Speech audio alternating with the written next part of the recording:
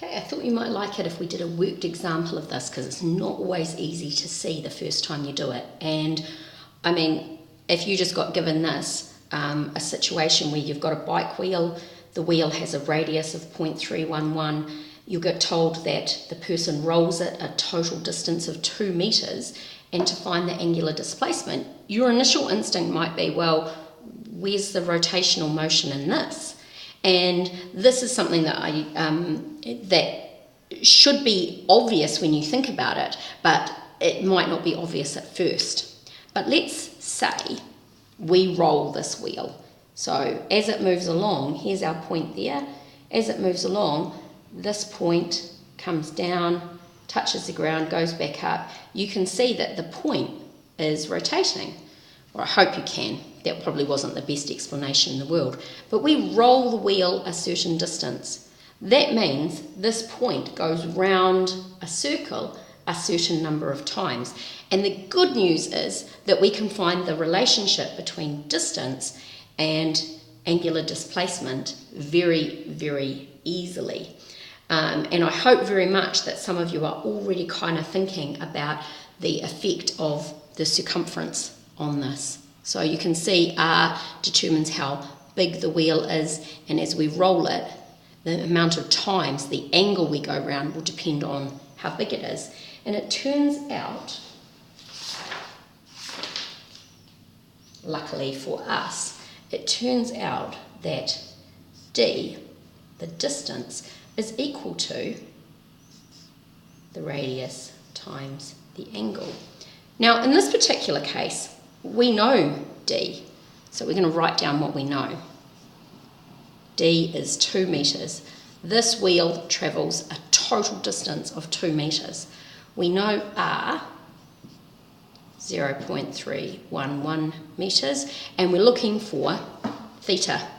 Now, once we've got what we know and we've got a formula that's going to work, we can say, well, the total distance, the total angle that the wheel rolls around is going to be equal to the distance it travels divided by R. And I hope at this point you're kind of going, oh yeah, I get it.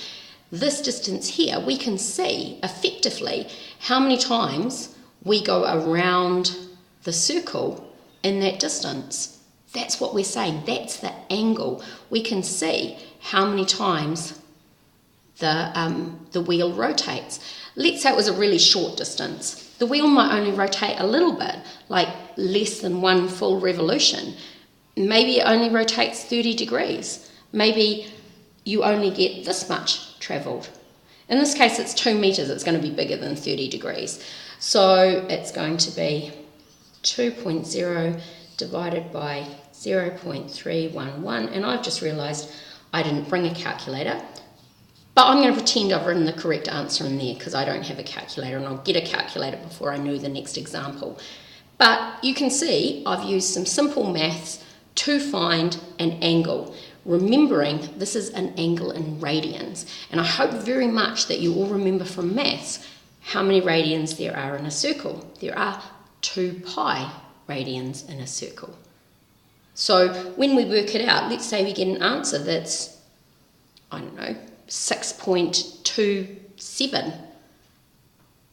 We can work out how many pi that is. If that's pretty close to 4 pi, that means our object rolled twice. There were 2 complete revolutions. So, keeping our bicycle worked example the same, let's go on to another section.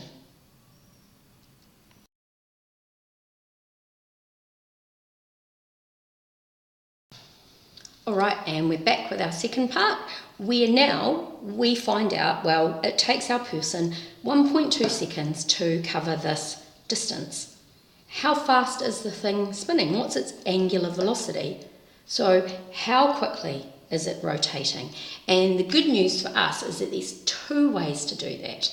And I'm going to write them very small under here because I'm running out of room. But one is that V equals R omega.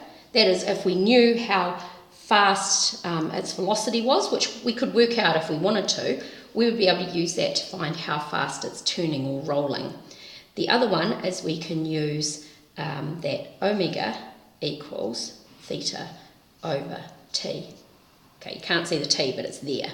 So we write down what we know.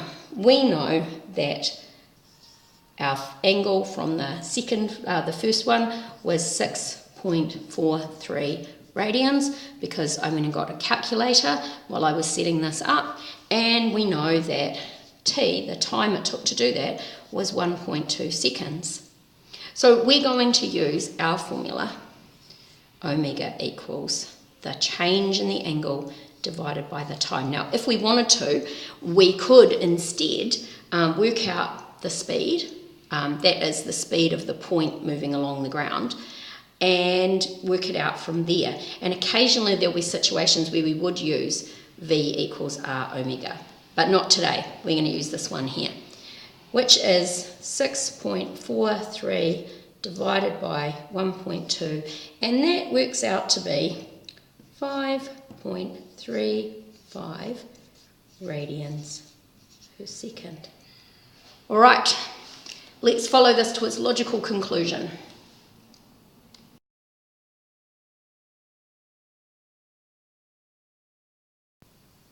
So we're now moving on to finding accelerations, and in this one we're going to do it in two parts. We're saying, well, now our cyclist hops on the bike instead of just pushing the bike and accelerates from rest to 11 meters per second over 8 seconds. We're going to find the linear acceleration, A, first. So we know that A is the change in velocity divided by the change in time.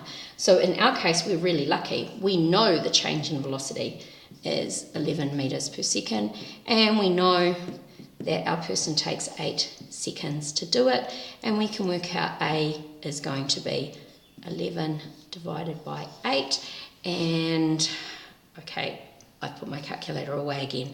We can work out what that is, and I will have worked it out by the time we get onto our last section, which conveniently is going to be looking for angular acceleration.